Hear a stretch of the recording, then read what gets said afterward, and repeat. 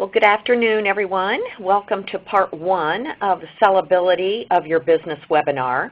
This is a part of our exit strategy series that Sunbelt Business Advisor is offering to our clients.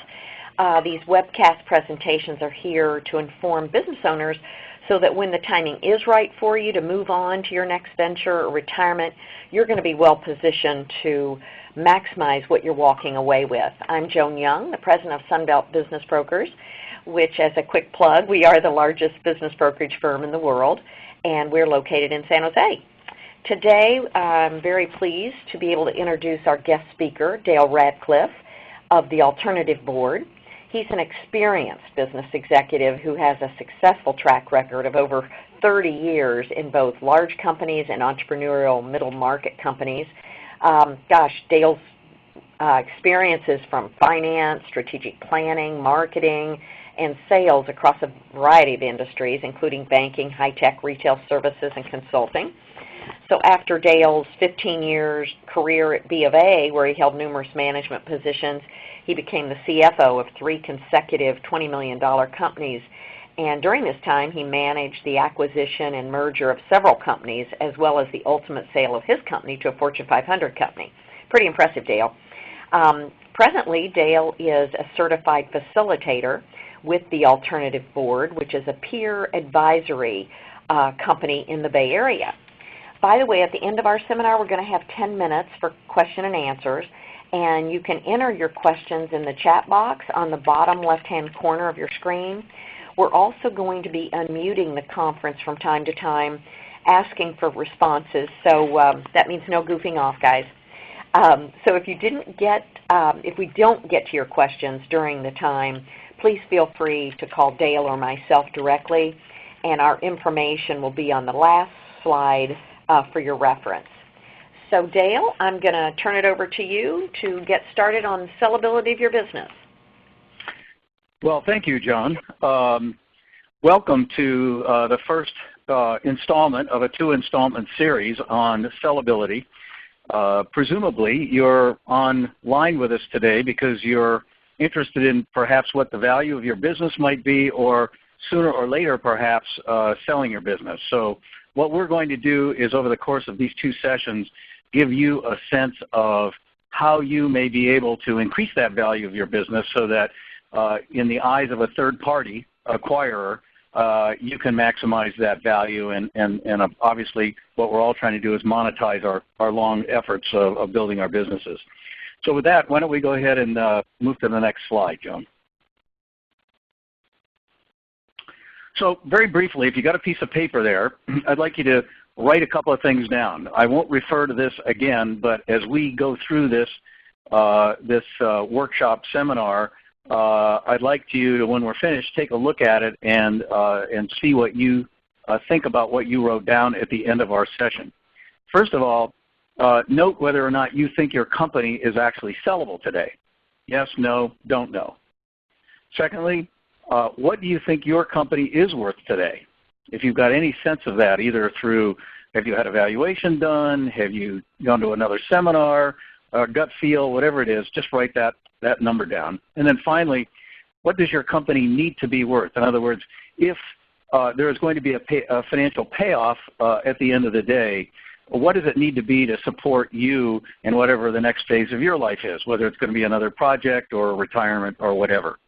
So write those 3 things down, and then note them later as we finish up the session today, and indeed keep it for next week as well, or next month rather, when we do the second installment, and it will be, I think, interesting for you to look back at that. Okay, so you're seeing a blank page in front of you, and the reason that it is that I just had you thinking about your company, but for the moment, I'd like you to divorce yourself from your company and put yourself in a position of another company that I'm going to sort of read a little bit of a narrative about. I want you to put yourself in that position, and we're going to go through what might take place if you were to try to sell your company. So let's assume that your sister and cousin formed a business about 20 years ago, and after too few vacations and too little time for your respective families, you all agree that it's now time to reap the fruits of your collective labor. Travel, spend time with the grandkids, pursue hobbies, whatever it is. Just take it easy. And the three of you, you've been to a couple of these seminars and here and there over the last few years, and you've learned a little bit about how companies are valued. After discussing the possibility of selling and kicking around what the company might be worth, the three of you settle collectively on what you think is a reasonable amount or value of your company. You would sell it for $15 million. And again, it doesn't matter whether this is the right size compared to your company, divide it by 10 if you like. But in this particular case, let's assume you think it's worth $15 million. And personally, you in particular thought that was a little aggressive, but in the end, you were outvoted. And what the heck, $15 million number divided by 3 comes out to a comfortable $5 million each. So now we're going to look at some slides that go back last year. So let's take ourselves back to last year. So in the May of 2012, you retained Joan to find a potential buyer, and within a few weeks, teaser packages had been sent to a number of potential suitors. After a month or so, Joan said that there were a couple of potentially interested parties, and on July 15th, you received an LOI that they would be willing to pay $13.25 million for your business. And after another week or two, there had been no other interest shown at this particular time, so you and your partners begin to take more seriously this LOI at $13.25 million. It's clearly below what you and your partners thought the company was worth. But Joan felt that the offer was reasonable given market conditions and the valuation range that she had calculated. After several days of debate, you decided that something like, $4.4 million, if you divide this by 3, a piece, wasn't so bad after all, and you agreed to enter into a lockup period with a prospective buyer and proceeded to enter what was supposed to be a 45-day due diligence process. Well, the 45-day due diligence process turned into nearly a 100-day due diligence process where the number of questions and document requests were relentless. This made it very difficult for you and your partners to focus on your business given this continuing stream of distractions. So anyway, after finally completing this due diligence process, a couple of weeks ago, your advisors, or at least let's go back in time, late last year, your advisor called yesterday with an offer. So go ahead and advance the slide. So one more, Joan. So what was the offer? Wow, it's only $12 million. The LOI was talking about $13.25 million. And furthermore, next slide, please. There were apparently all sorts of other strings attached. And bear with me, and let's read this together.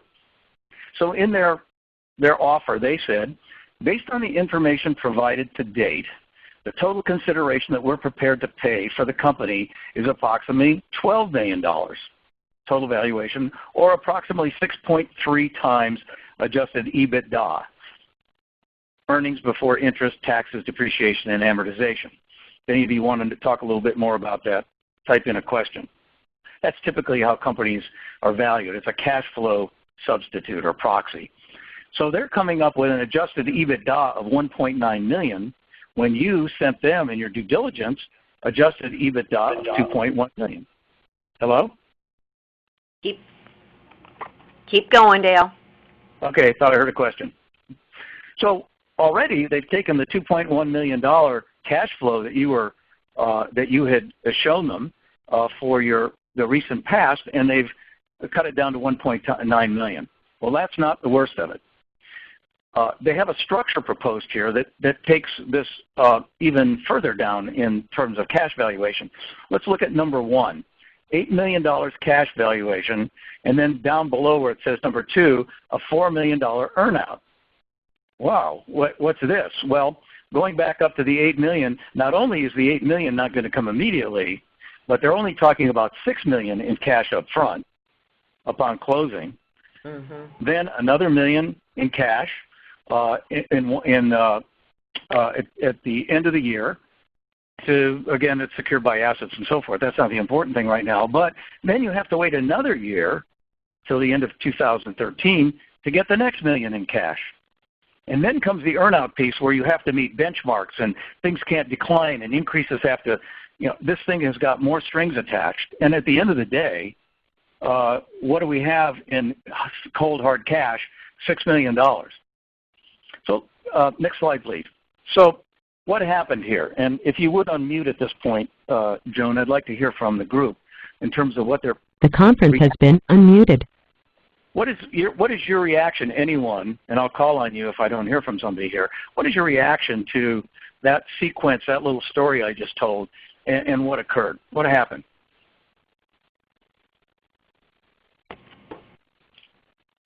Speak up, guys. I warned you that he'd be asking you questions. Barry, are you out there? Should be. Anyone? I guess they're shy. Go ahead and maybe you can just tell us. Well, so here we had we started at $15 million was our sort of admittedly aggressive expectation. By the time the LOI came, 13.25. By the time the offer came, a $12 million package that at the end of reading the document was really only $6 million in cash today, and every other payment beyond that either was tied to, well, it was both tied to some benchmark or performance criteria, and even worse than that, even if you met those performance criteria, those payments were out into the future. And so in today's terms, they're worth far less. So this was, and by the way, and Joan can tell you this, she's in this business all day long. Joan, a common kind of a situation? It really is. Yeah, this is what buyers, they don't want to pay more than, they're afraid there's going to be some changes with ownership, and so they're just hedging their bets and asking for an earnout with benchmarks. Mm-hmm.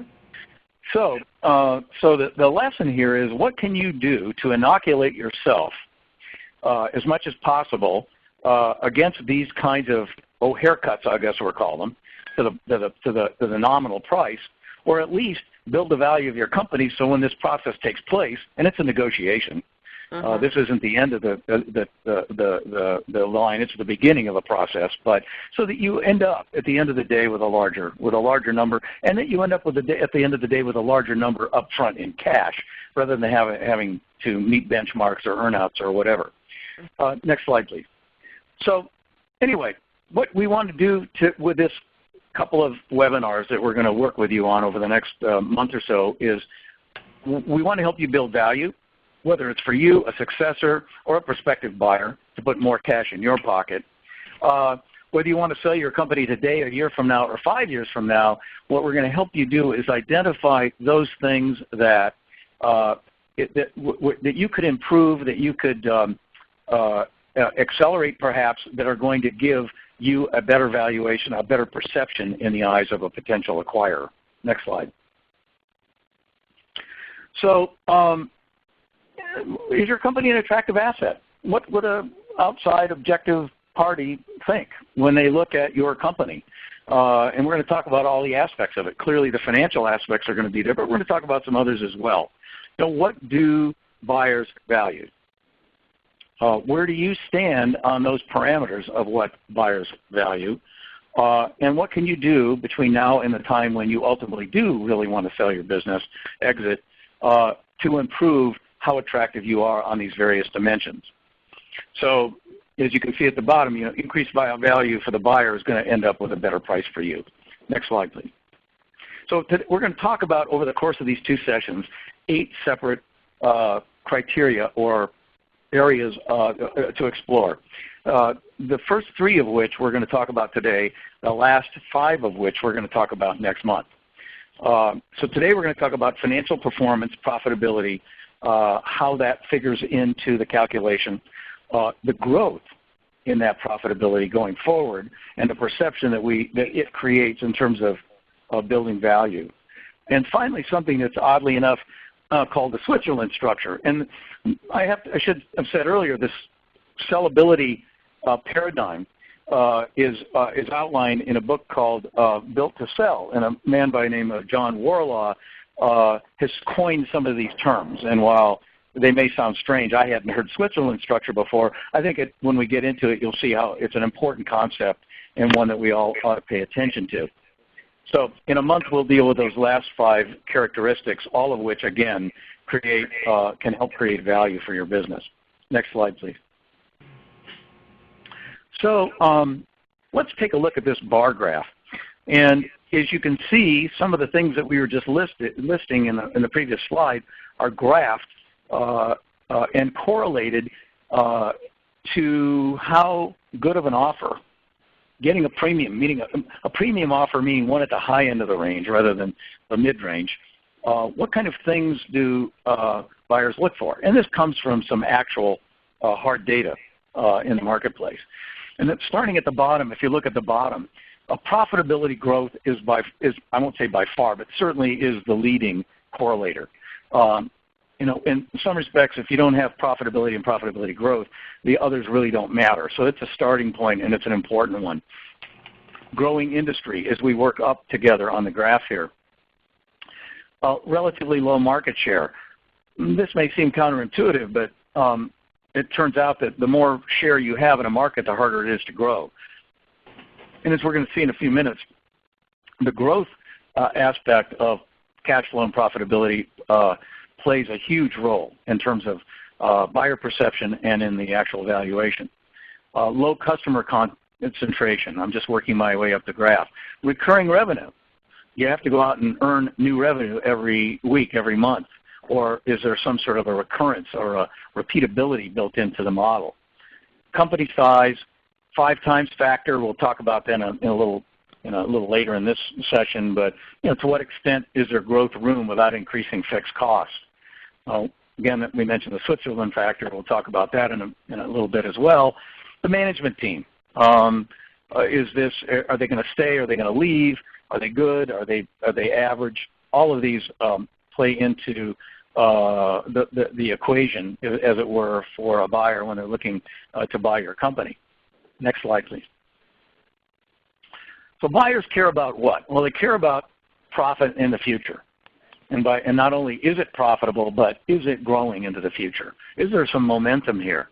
And the thing I think that many business owners that I work with don't realize is the buyer is going to be skeptical, and so they're going to be looking at signs for reliability in those estimates. Are they realistic? Can you back them up?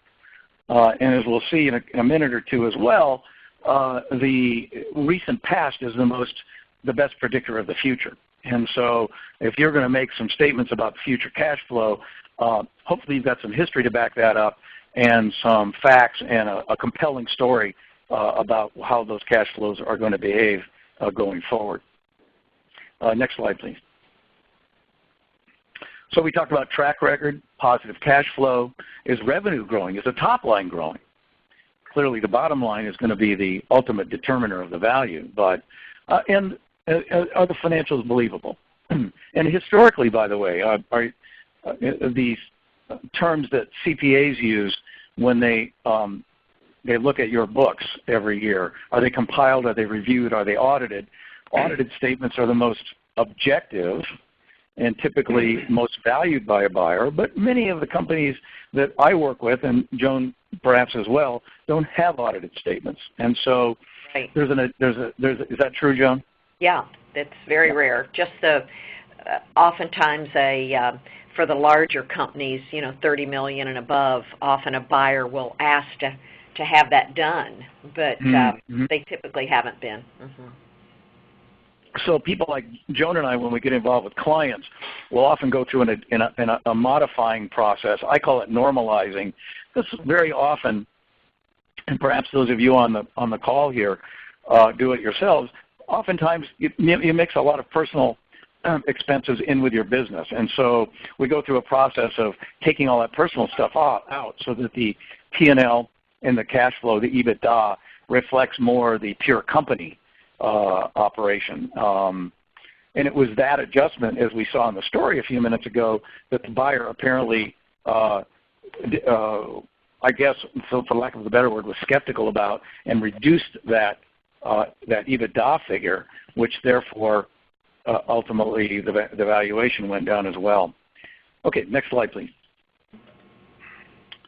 So let's go into this financial performance, the first of the 3 things we're going to talk about. And we're going to spend the most time in our session today talking about this because it is probably the primary driver of what an acquirer is going to look at.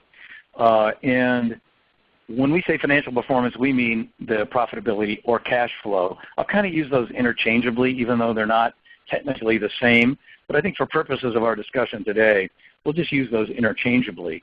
And as we said earlier, it's that recent past and what we expect and what we can convince a buyer is likely to happen in the future. And then the other aspect of it is perceived risk. In other words, by perceived we mean the buyer's perception, not yours. They are going, and we're going to see how they're going to incorporate that risk very explicitly into how they value those cash flows going forward.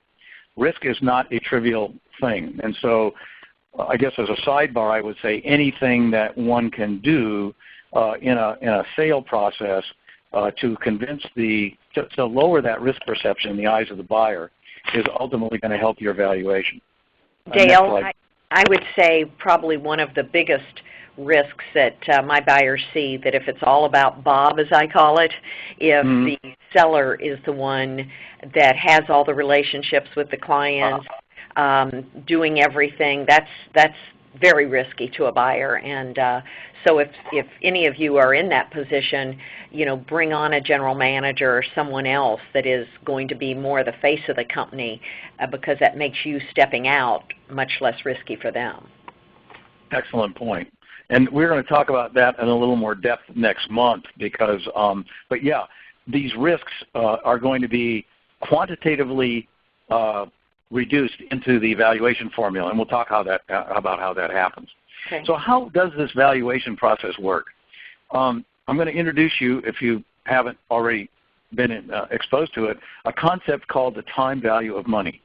And this concept basically, as we all know, says that $1 today is worth less than $1 tomorrow. That gallon of gasoline or that loaf of bread next year, at least if history holds true, it's going to cost us a little more. And so if you were, for example, to go into a bank, and you can see my little graph at the bottom here, and deposit $100, and that bank promises you 5% interest. I know this is a little unrealistic today, but let's assume it is. Offers you 5% interest, then you can pretty much count on the fact that you're going to get $105 at the end of that year, or that the $105 will be in your account. And the reason there's interest is, and that's fairly low interest rate because, again, we're going to talk about risk in a minute, but there's not much risk in putting your money in a bank. Inflation erodes the value of money. That's the basic concept. Now notice that I made that arrow go both directions. So for a minute, rather than looking at today at $100 and tomorrow at $105, let's fast forward to the future. So here we are in year, don't back with the slide. Okay. There we go. The $105, let's talk in reverse. So listen to how I put this. $105 1 year hence at a 5% discount rate is worth $100 today. $105 in year 1 year hence, is worth $100 today in today's dollars at a 5% discount rate. So I kind of took that interest concept and worked it backwards. I called it a discount rate. I didn't call it an interest rate because interest rate is, being reimbursed for not consuming today and putting it off till tomorrow. I called it a discount rate. Think of it as a mirror image or a reverse interest rate. So this concept that we used with the $100 and the $105 is exactly how valuation specialists take your future cash flows and your risk, and we're going to talk about that in a minute, to establish in today's terms what the value of your business is. Now, Jim, you can go ahead and move it. Okay. So let's take a look at just 1 year, and let's say that your company is expected to deliver $100,000, and the buyer believes this, $100,000 in the next year. By the end of next year, you will have earned $100,000.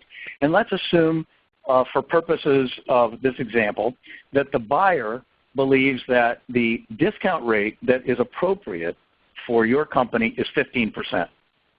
I will share with you that if you're a small business, even some medium-sized businesses, they will probably affix a much higher discount rate, maybe as high as 25, 30, 35%. But let's use 15 for the moment. Let's assume that's the risk that they see in your business builds the discount rate up to 15%. So at a 15% discount rate, if you look at the far right of the little graphic, little chart here, that $100,000 discounted back to the present is only worth slightly less than $87,000. So it may have occurred to you already that the higher the discount rate, the lower that number on the right-hand side is going to be, and we're going to see an example of that in a moment. Okay, so let's take that out another year. So let's go to the next slide, please, Joan. Here we are in year 2. Once again, we expect to earn $100,000 in year 2. And because it's 2 years out, we have to discount it back twice, okay? And that $100,000 2 years out is only worth a little under $76,000. So you can see that number is getting smaller and smaller. And if we project out a full 10 years of level profit, $100,000 every pre-tax profit every year, you can see that as we go down the right-hand column, it gets worth less and less in today's terms, again, because of that discount rate.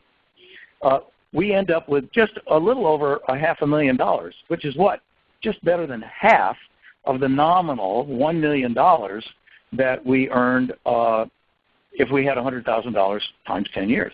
So you can see that this discounting process really does allow a buyer to compare different investments, different opportunities, and put them in today's terms, both accounting for the time value of money and for the risk, and for whatever projected cash flows there are. Joan, I'm going to go ahead and ask, just take a moment, if anyone has a question. I remember the first time I was ever exposed to this concept. It was a little strange. I'm so used to it now. I just want to make sure everybody understands what we're talking about at this point. Are there any questions at all, or shall I go ahead and go on? I want to make sure that if somebody does ask a question that they unmute their phone, because I think a lot of them have muted it on their end, and I've unmuted it, so you just have to do your own, and then feel free to ask any question. And it's good. I haven't heard any background noise, so people are being nice and quiet back. Okay. Yeah. Any questions at all about this concept? Okay. Okay. Well, let's go ahead and move on. Okay. So remember we talked about risk, and if you look at the far right column, this is what those same numbers look like, that same cash flow scenario, if you increase the discount rate to 50%. And you may go, my goodness, 50%, that's enormous. But as I said a minute ago, your business in the million to $5, maybe even $10 million or more, and again, depending on the industry and your situation, the discount rate that a buyer is going to apply is likely to get at least a 25% and perhaps as high as 35, or depending on the situation, maybe more. But if you look at the right-hand column, that 50% discount rate and really takes the present value of of this hypothetical company series of cash flows way, way down. Lower right-hand corner, $196,000. Compare that to the $500,000 we saw at the 15% discount rate, and you can start to get the idea how important risk and your ability to communicate a lower perception of risk is important in terms of doing a deal. Mm. Now, you may think, wow, that's kind of a high number. I'll tell you this, Cisco, if you were to go to Cisco's annual report, big company, we all know it, they buy a lot of companies. I can remember one year in particular, about 3 years ago, they actually disclosed in their annual report, in their financial statements, the discount rate that they used for a couple of acquisitions. One of them was 35 and one of them was 38%. And these acquisitions were way bigger than 10 or $20 million companies. But the risk there was the technological obsolescence. That's pretty fast changing, as we all know. Exactly. Yeah. Yeah, definitely strategic, but that's a space where technology is moving quickly, and if you can't exploit that technology quickly, the acquisition could have been worth nothing. And so it really forces the cash flows to look real good in order to justify the investment. So that's the fundamental. The fundamentals of how cash flow is calculated into valuation. The second concept of the three that we're going to talk about today is profitability growth. And so just a minute ago, as you recall, we just showed a level $100,000 cash flow, EBITDA, if you will, per year. And we're going to talk about why growth is important now. Well, I can think of at least three reasons. First, and the obvious one, is you're going to see momentarily the financial value implications of a growing cash flow or profitability going forward. That perception, there's something about the momentum and the growth of a company that changes, at least in my experience, the psychology of the acquisition. Imagine if you were buying a company and you were seeing a company that had either flat or even worse declining cash flow, the tone of that whole negotiation, that whole perception is going to be different. Whereas if you've got some growth going and that buyer can visualize themselves taking advantage of it and grabbing onto that growth themselves, you got a much better negotiating dynamic, I guess is what I would call it, going forward as a seller. Joan, would you agree with that?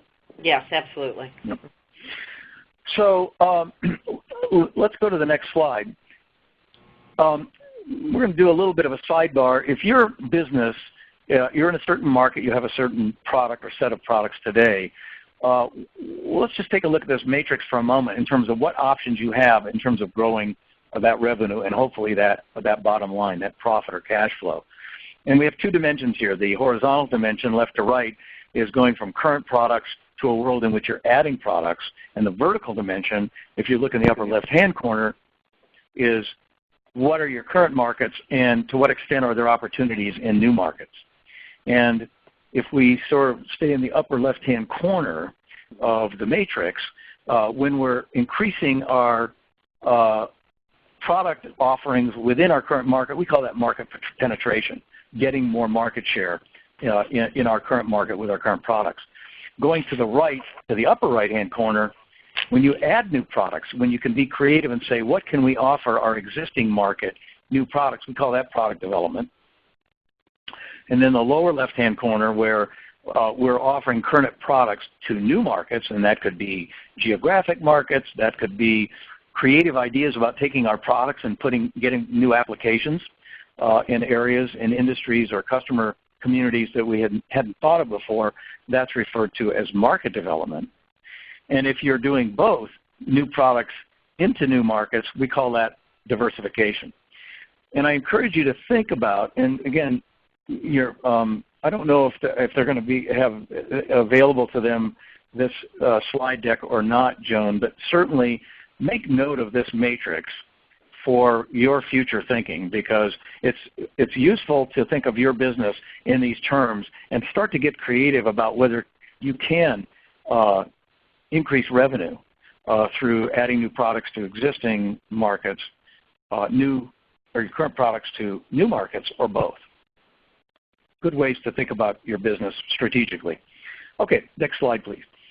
So the underlying concept here, if positive cash flow is good, as we saw in the schedule a couple of slides ago, then growing cash flow is even better. So when the valuation experts go in to, and Joan, you no doubt have done this, and I've done it as well, what we do is we weight the most recent past experience as most heavily. And one common, and it's not, this can vary, is that your most recent year is weighted 50%, the year before that 30%, the year before that 20%, because again, the most effective predictor of the future is the recent past. Are those the percentages you use roughly, or what do you use, Joan? We divide, we put, add the 3 years and then multiply the most current number by 3, the next year by 2, and the last year just by 1. So it's same concept. Uh-huh. Yeah. The most recent is again, the most important. Yes. And we talked about this a little more. I've said a couple of times, can you change somebody's perception of risk? That isn't always easy. But you need a compelling story, and it does need to be convincing, and it has to be backed up with reasonable assumptions, because automatically your story is going to be viewed with skepticism. And frankly, it's in their interest to do so, because that is ultimately, if they can change the risk profile or somehow whittle down your cash flow, it's in their interest, because it's going to ultimately lower their offer. Mm-hmm. So it is very important to think through your trajectory, what your plans are, and why that cash flow is going to look good and grow going forward. Mm-hmm. Okay, next slide. So here, now we're going to put growth into our schedule. Remember the schedule we had in the middle column? It had $100,000 all the way down for 10 years. Here's one where we're growing it by 20% a year for 10 years. Now that's pretty aggressive growth for a long period of time, but I'm exaggerating a little here for a point. And let's go back to the more, what's the word I want to use? Not conservative, but aggressive. The more attractive to the seller discount rate. What were you going to say, Joan? I'm sorry, I keep going in and out of mute and not mute. You were going to make a comment about that discount rate, I think. More aggressive. Yeah, it depends on which side of the negotiating table you're on. It's more favorable to the seller. Let's put it that way. Back to the 15%. Notice what happened to the present value of that series of cash flows when we grew them by 20%. It went to a little over $1.25 million in present value terms. And remember, right below that, we had with a $100,000 a year level of cash flow year to year, it was only a little over $500,000. So that 20% growth in expected profit cash flow has yielded more than double the valuation using these discounted cash flow techniques. Brings home the point, growth is huge in the valuation equation, both quantitatively and qualitatively. Mm-hmm. Okay. Next slide. Another couple of concepts that have to do with growth and the ability, the foundation for growth. We're calling this the Scalability Trifecta.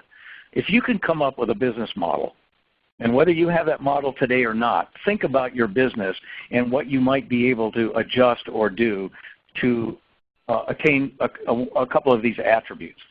Teachable, something that's easily teachable, that doesn't take a rocket scientist to know how to deliver. Something that's valuable to the customer, and that goes without saying no matter what business we're in. And something that's repeatable, that can be formula, that can be replicated in terms of a revenue driver going forward. Now remember, we're talking about profitability growth. Generally, you have to get a higher top line. That's got to be growing in order to get a substantially better bottom line. So go ahead and let's go to the next slide. Here we see a young man pumping gas. When I gave this presentation live last November to a bunch of CEOs, I said that was me in 1964. There I was pumping gas. Why are we showing you this slide? We're talking about teachable, repeatable, valuable. Think about the day and when we all went to a gas station, and many of you may be too young to remember that. You used to go to the gas station to get anything fixed. Your car broke, something went wrong with it, you took it to the gas station, the mechanic fixed it. Well, was that a repeatable, teachable model? Well, yeah, if you want to be a certified mechanic, and it required a great deal of labor and time in order to perform. Well, one day a guy by the name of Jim Heineman back in Baltimore was challenged he was a football coach, and his football player said, all the great ideas of the world have been taken. There are none left. What are we to do as young men going out into the world? And Jim said, I'm going to take up that challenge, and I'm going to find a business that has a lot of upside. Well, he went out and he discovered a little chain of quick oil change centers.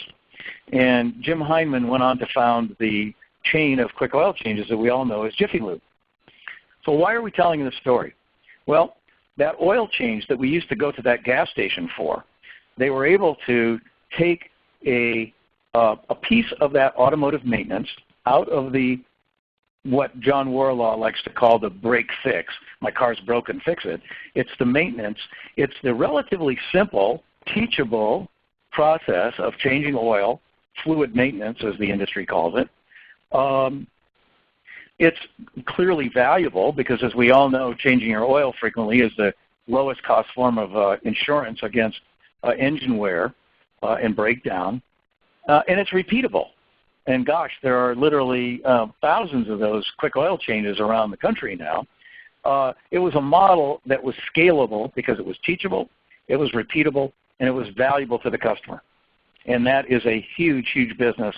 And I actually spent a fair number of years in that industry building up a master franchise. So a perfect example, I think, of taking something old school that was difficult to replicate, technical, peeling off that piece that was teachable, repeatable, and valuable, and making a huge industry out of it. Next slide, please. Talked about that 5 times factor earlier, and this is another aspect of what we call scalability. Scalability being the ability to expand the business without difficult challenges or hurdles to overcome. And by the 5 times factor, we mean to what extent can you add volume without adding substantial fixed cost? And a perfect example, as you can see on the slide, is a hotel with a relatively low occupancy can add revenue without significant overhead. Sure, they may need more maids and they may need housekeepers and whatever, but they don't have to add new rooms, new building, new fixed costs, which makes the business much more scalable. So it's got much, much more growth potential. And another aspect of scalability is, are there cross-selling opportunities in your business? Can you add on to what you're already selling to your customers, what solutions you're providing? Can you add solutions to the portfolio of things that you're doing? And so that's what we mean by, or at least John Warlaw means by 5 times factor. Okay, next. Next slide, please. Hello? I just went to the Switzerland structure, which is the next slide. Perfect. Thank you. I was afraid I'd lost the connection there. Nope. Switzerland structure, what the heck is that? Well, I have to give you the background on this because that's, when I talked to John Warlaw about this, this is what we talked about. As you may know, Switzerland has remained a neutral country in the face of all of these wars over the last century. So I don't know how they did it, but they did it. And so this notion in business of the Switzerland structure basically says, don't put all your eggs in one basket. And as you can see on the slide we're looking at, these 3 bullet points, they talk about diversification. And you probably already know this. If you have too much of your business with one customer or 2, the risk of them leaving is huge, hugely detrimental to your business. So having no customer be too large of a percentage of your business, a wide variety of customers, is obviously, it buffers you against the unexpected and unknown departure of a customer in the future. Too little choice of suppliers. Perhaps some of you, maybe all of you, have experienced what it is to the nail-biting situation of being totally dependent on one supplier, and if they hiccup, you're down. And I know I work with a lot of clients in making sure that we've got multiple choices of suppliers so that we're not overly dependent on any one supplier. And then finally, the reliance on too few key employees. Mm-hmm. They get hit by a bus and suddenly you're really held hostage. And of course, this is all logical and important for running our businesses on a day-to-day basis. But in the context of selling your business, buyers look for this. They are worried about a concentration of customers or suppliers or too much responsibility and value put into one employee. And as Joan said earlier, if you're that person and you're the one that's exiting the business, it's even worse. And Dale, I wanted to just add that you had mentioned earlier the term an earnout over years, and it's having performance criteria each year. These are the three categories that will make them want to ask for an earnout in their offer. Indeed, and by extension, you may not be out on that sipping Mai Tais in Tahiti. You may be still back in the business, making sure that the earnout maximizes the value to you. So, absolutely, a lot of implications there. Okay. Okay, good. I think we came in roughly on time. Maybe we'll even get these guys out of here a little bit earlier. But with that, Joan and I are ready to answer any questions you may have. Yeah, so I have you all unmuted. I didn't mute you again, and as long as your phone is unmuted, feel free to ask Dale any questions remember we have just covered the first three of the sellability proposition, and next month on the same date, the 27th, we thought we'd make it easy for you, we will be covering the next 5 factors in getting your sellability score up. Dale, I wanted to ask you, would you rather wait until we finish next month before I send them a sellability score test that they can take so we can find out exactly, you can find out exactly where you are from 1 to 100 at this time before you make any changes of how sellable your business is? Would you rather wait, Dale, or would you like me to send that out today? Well, I could go either way, but it occurs to me that if they were to actually take the assessment, what we're talking about might be much clearer and relevant to them. So if you don't mind, I'd go ahead and send that out to them now. Great. I will do that today.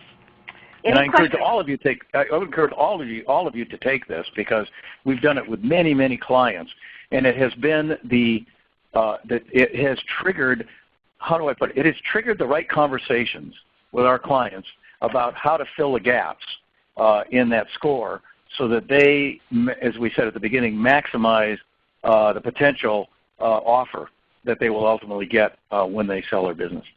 And even if you're considering selling 5 years from now, that's even better, because you have more time to fix the things that might be holding the price back on your business. So I will make sure everybody that was on the call today will get that. Any questions before we end?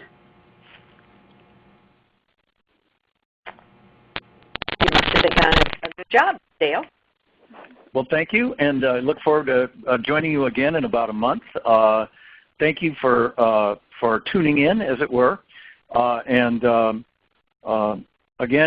you said, I think our contact information was going to be on a slide. Is that there so that if anyone wants to email a question, they can? I'll just do this next one. Thank you. There we go. Okay. That's just a reminder of when it is. Part 2. There we go. There we go.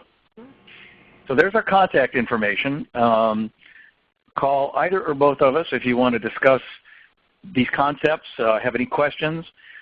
You're a modest group. We haven't heard from any of you all through the session. So. I know. You usually get so many questions. But thank you so much, Dale, for your time, and thank you for those of you who joined in. And we will, I wonder if it's because you have disabled chat. No? Okay.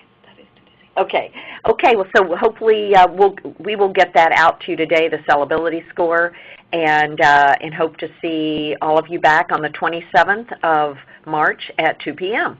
Thanks again. Have a great day. Bye-bye. Thank you. Please stand by.